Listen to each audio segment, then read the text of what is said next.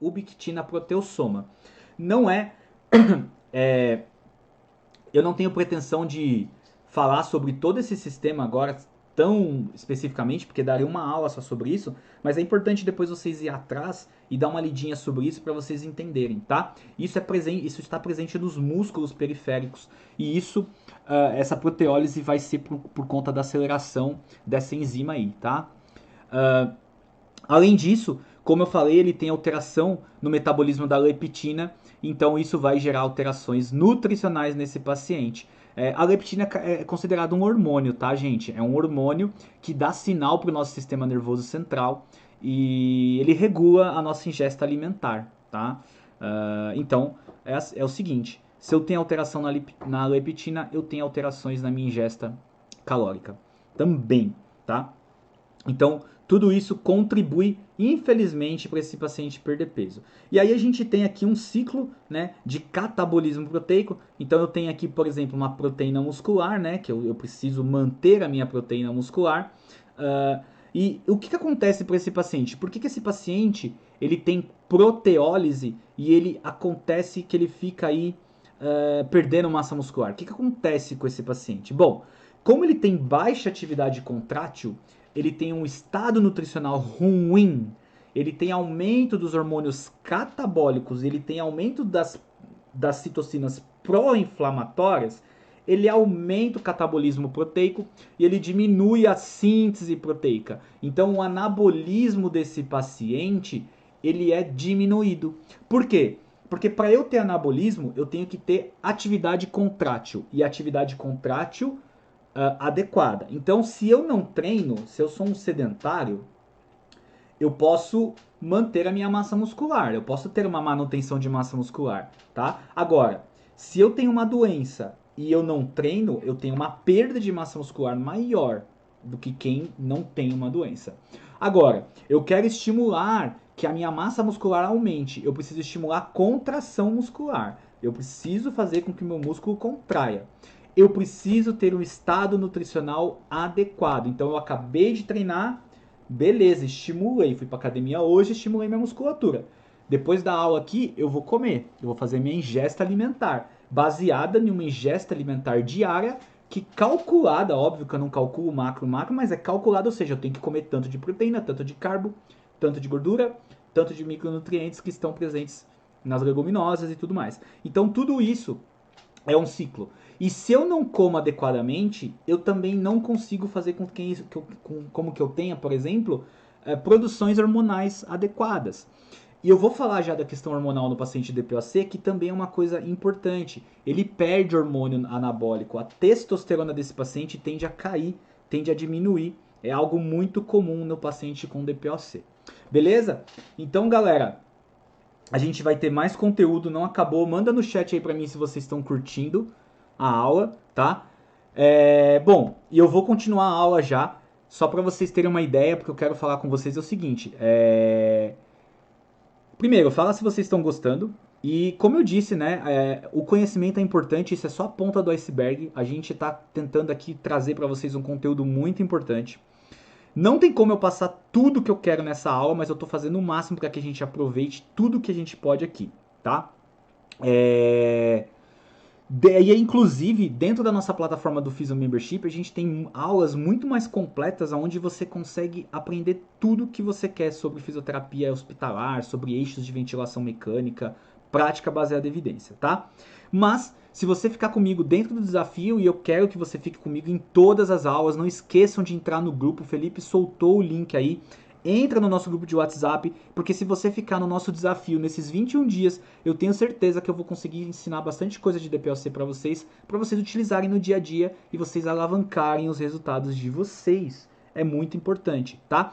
E também, depois eu vou apresentar o meu curso de ventilação mecânica para vocês no final da aula, não vou falar sobre ele agora, mas para quem quiser ter acesso ao meu curso de ventilação mecânica com 110 horas aulas, para aprender tudo de ventilação mecânica, do básico ao avançado, eu vou mostrar para vocês daqui a pouquinho, no finalzinho da aula, tá bom? Então, galera, no finalzinho da aula eu vou mostrar uma grande oportunidade para vocês poderem investir na carreira de vocês. Beleza? Então a gente vai continuar a nossa aula.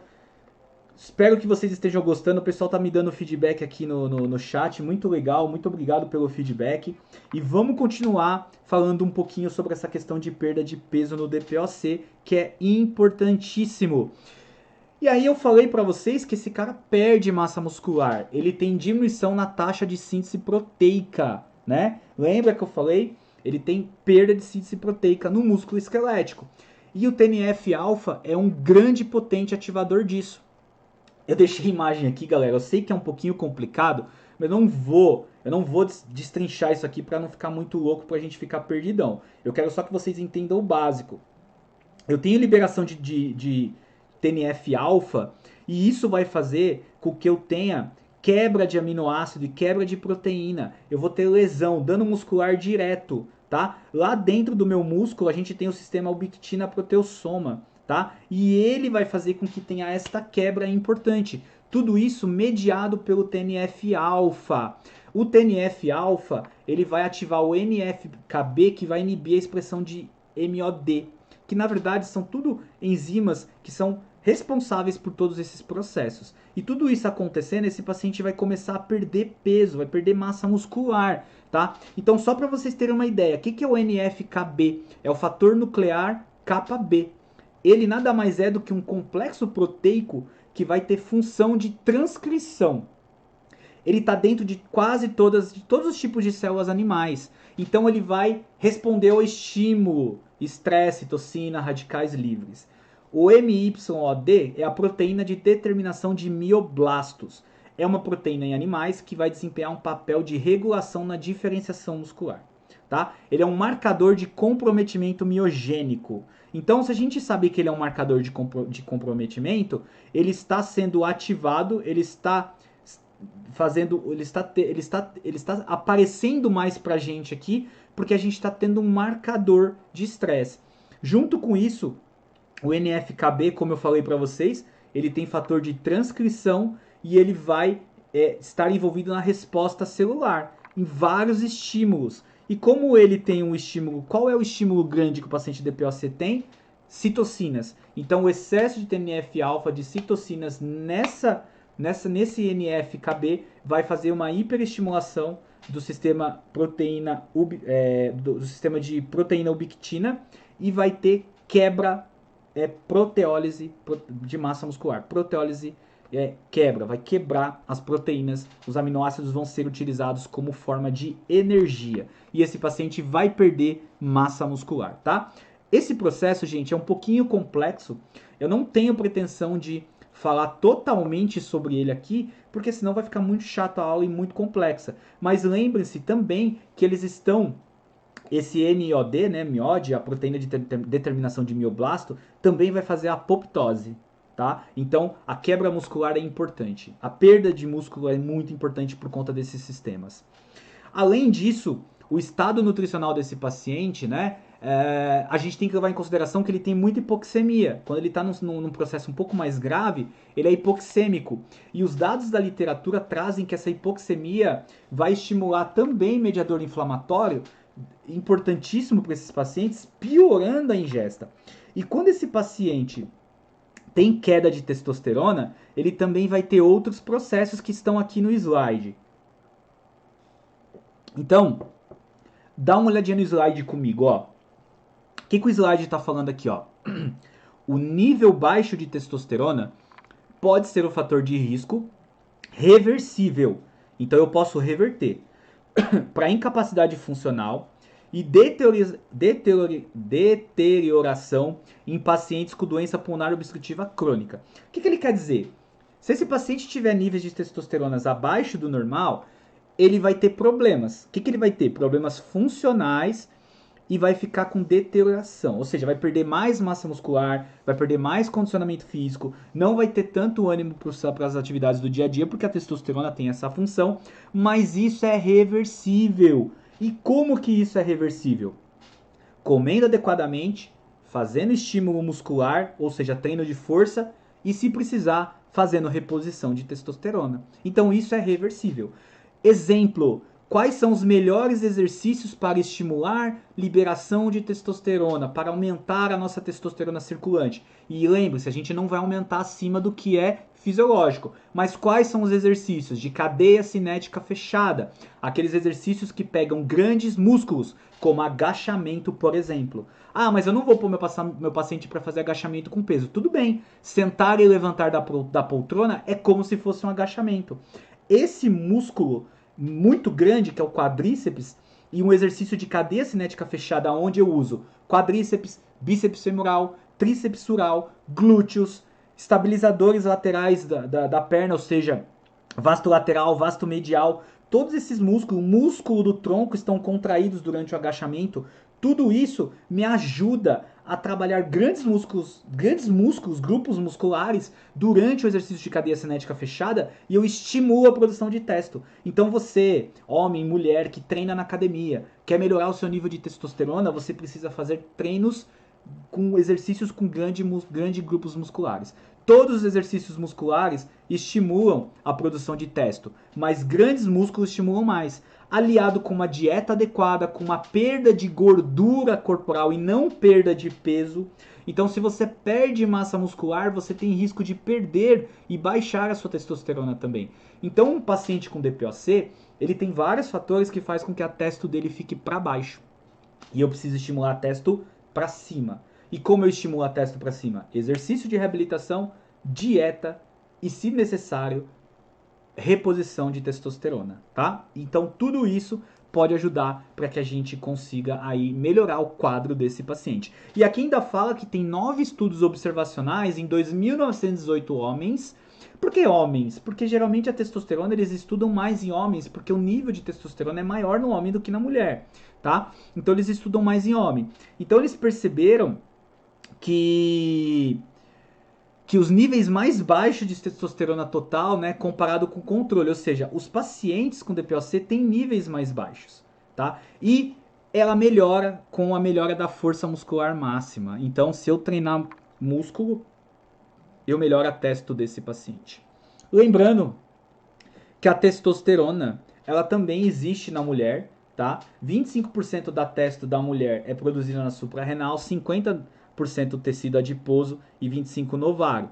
Por quê? Porque a gordura, a testosterona é proveniente da gordura. Não é que é proveniente da gordura. Eu preciso de gordura para ter testosterona, tá? Então, aquelas pessoas que fazem dietas radicais com níveis de gordura baixas, vai perder testosterona. No homem, né, células de Leydig e células de Sertoli, aí a gente tem além do sistema nervoso central, né, o nosso eixo hormonal, que vai fazer com que ele tenha liberação e produção de testosterona. Então a gente tem aí, independente do homem ou da mulher, a gente tem produção de testosterona nos dois. Claro que o homem tem uma produção muito maior, mas a mulher também tem testo. E aí você precisa ter um equilíbrio entre testosterona, tanto no homem como na mulher. A mulher também pode sofrer com baixa testosterona.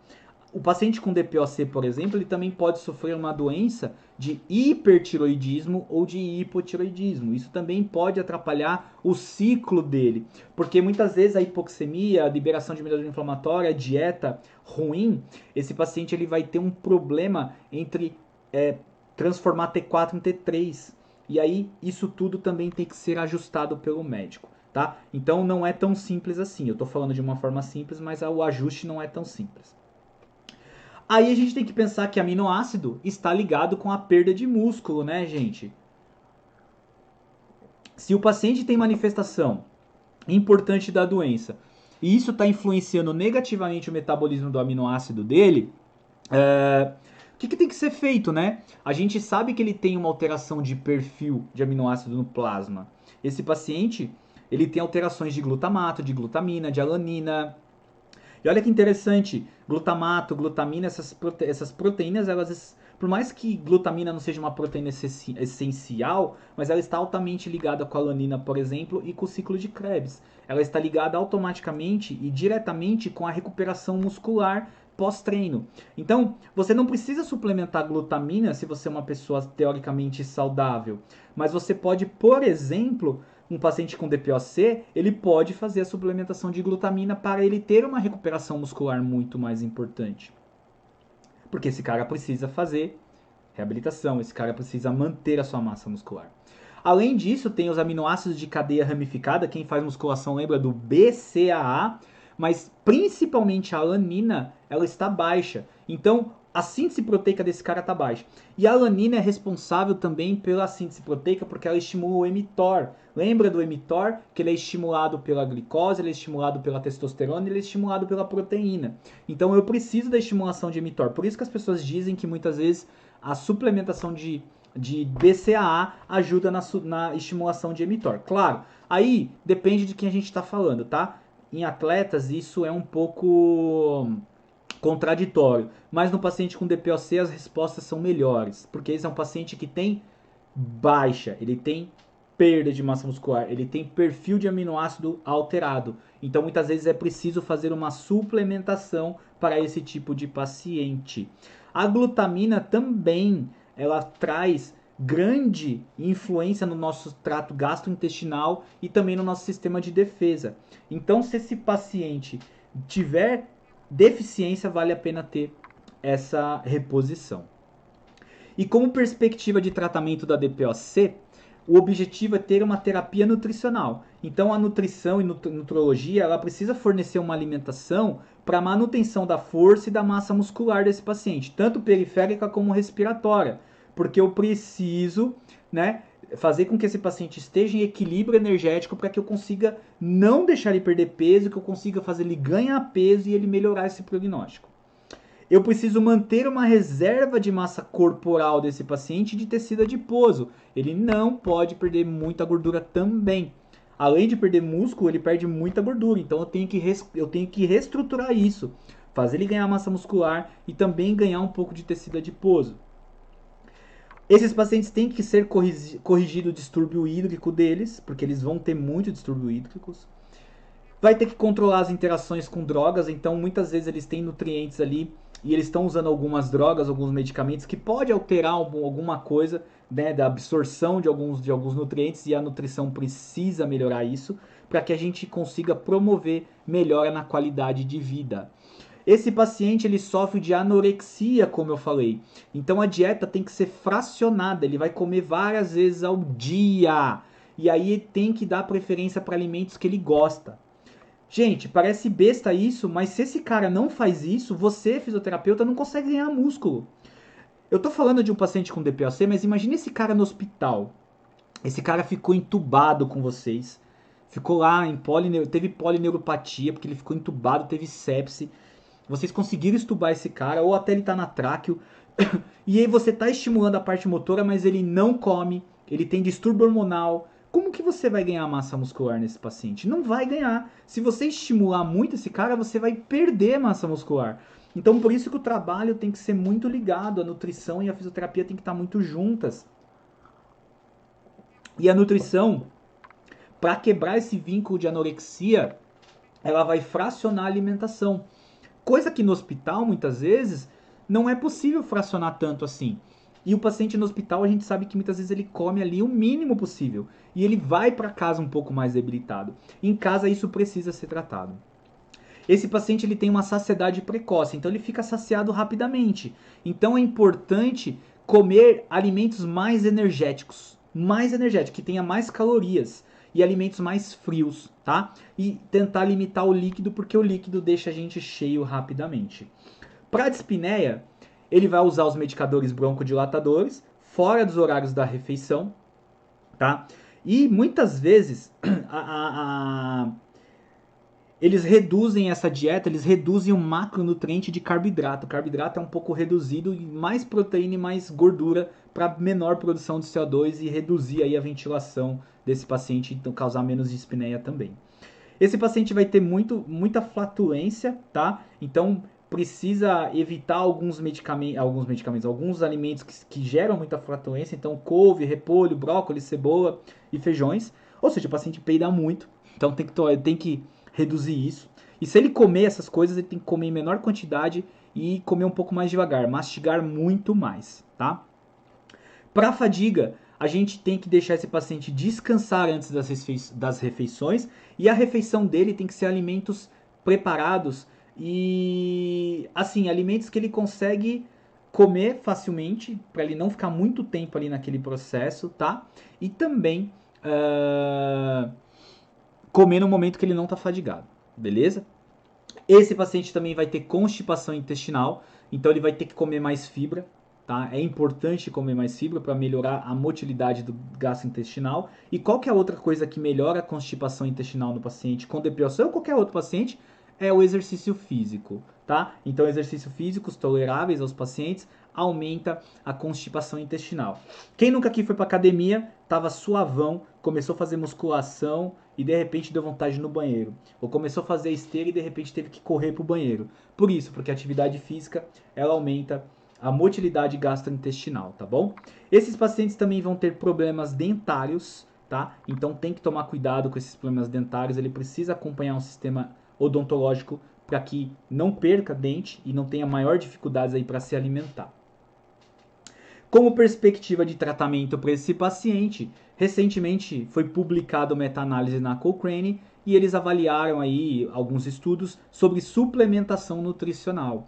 E eles viram que suplementar esses pacientes não foi encontrado grandes efeitos, tá? Mas por que não foi encontrado tantos efeitos? Sendo que alguns subgrupos de pacientes respondem a isso. O que a gente tem que entender é o seguinte, o Gold, ele apoia a suplementação de antioxidantes, né? Por exemplo, vitamina C, vitamina E, zinco e selênio. O selênio está altamente ligado com produção de testosterona, por exemplo, né? Então, assim, o que a gente tem que pensar? Por que talvez que a suplementação não deu certo? Porque suplementar o paciente sem fazer atividade física, muitas vezes, pode não trazer ganhos musculares. Então, por exemplo, um paciente que está comendo, mas não consegue ter uma ingesta adequada, está sendo suplementado, mas está fazendo reabilitação pulmonar. E quando eu falo reabilitação pulmonar, eu nem gosto muito desse termo reabilitação pulmonar, porque dá a entender que são exercícios pulmonares. Não existe isso. São exercícios de peso, exercícios de força. A gente tem que trabalhar exercícios de força e também exercícios cardiorrespiratórios com esse paciente. Então eu vou trabalhar força muscular, vou trabalhar resistência muscular, vou trabalhar condicionamento cardiorrespiratório. E para isso eu preciso saber fazer prescrição de exercício, senão eu não consigo, eu como bola. Outra coisa, os esteroides anabólicos, apesar dos seus efeitos colaterais, eles podem ser uma opção. Qual que é o problema do esteroide anabólico para o paciente DPOC? Por que os médicos eles têm muito receio? Porque quando você usa esteroides anabólicos, existe uma coisa que acontece algumas coisas no nosso corpo. Primeiro, que você vai ter aumento de HT e HB. Você pode ter aumento do seu perfil lipídico. Lembra que eu falei que o DPOC lá na minha primeira aula no Instagram, que o DPOC, por ser hipoxêmico, ele já tem, eu vou falar bem rudemente, mas ele tem um engrossamento do sangue. O que significa? Ele tem uma produção aumentada de HB e HT. Quando eu dou esteroide anabólico, eu aumento mais ainda. Então eu aumento o risco de um paciente que usa esteroide ter infarto, ter AVC, ter um tromboembolismo pulmonar.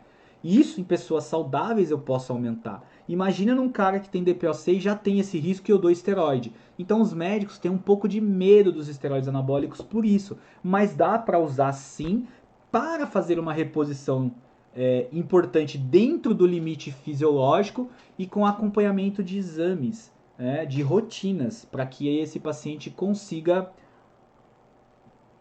fazer bom uso do esteroide anabólico. Se você usar esteroide anabólico, por exemplo, você já tem aumento da sua síntese proteica sem você treinar. Então, para o paciente com DPOC, muitas vezes o esteroide anabólico pode ser muito bom, porque a hora que ele entra para a reabilitação e ele usa esteroide e ele faz exercícios físicos, né, com o fisioterapeuta, atividade de reabilitação pulmonar, ele vai ter um ganho de massa muscular importantíssimo. Ele vai ter ganho de condicionamento importantíssimo. Isso é muito bom para ele. Tá? Então, pacientes que recebem esteroide anabólico, eles têm aumento de massa muscular, sim, tá? O que a gente tem que entender é o seguinte, não dá para usar esteroide anabólico e a gente tem que treinar, tem que fazer a reabilitação, porque depois quando ele parar de usar o esteroide, ele precisa manter o que ele o que ele tem já. Então ele continua fazendo a reabilitação. A reabilitação dele é para a vida inteira, tá? Vida inteira. As mulheres têm que tomar um pouquinho de cuidado quando vai usar os andrógenos, porque aí pode ter uma masculinização, tá? Nas mulheres, porque o valor de testo na mulher é muito mais baixa, tá? E como eu falei, o uso prolongado de esteroide, eu falei lá em cima, pode aumentar ali processo